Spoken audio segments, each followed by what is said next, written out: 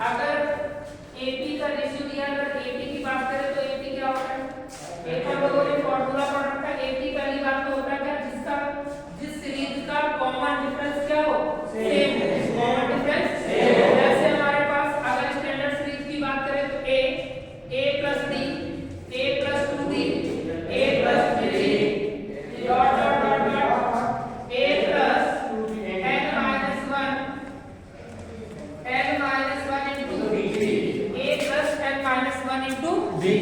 ये जो हमारी सीरीज है रखी स्टैंडर्ड सीरीज ऑफ एपी।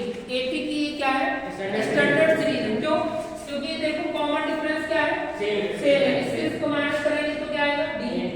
इससे इसको माइनस करेंगे तो, इससे इसको माइनस करेंगे तो, यानी सीरीज अगर एपी की हम बात करें तो एपी क्या कहता है, जिन सीरीज में कॉमन डिफरेंस सेम हो, कॉमन डिफरेंस हो, जिस सीरीज का जो डिफरेंस है वो क्या है, कॉमन है। प्रत्येक टर्म का जो डिफरेंस आ रहा है वो क्या हो, कॉमन अगर आ रहा है तो वो हमारे लिए सीरीज किसकी है, एपी की।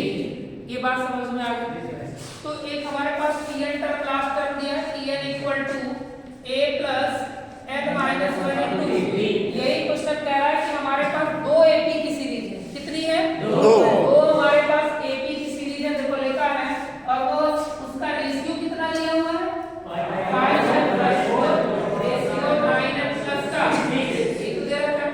अगर हम बात करें दो हमारे पास सीरीज है और दोनों सीरीज हमारे पास कैसी है, डिफरेंट है, तो हमारे पास a और d दोनों का क्या होगा, अलग अलग होगा, but number of term same होगी। क्यों, क्योंकि कह रहा है दोनों अलग टर्म के लिए, दोनों सीरीज किसके लिए है।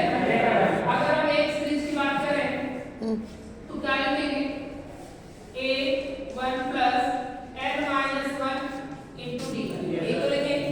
और दूसरी सीरीज की अगर हम बात करें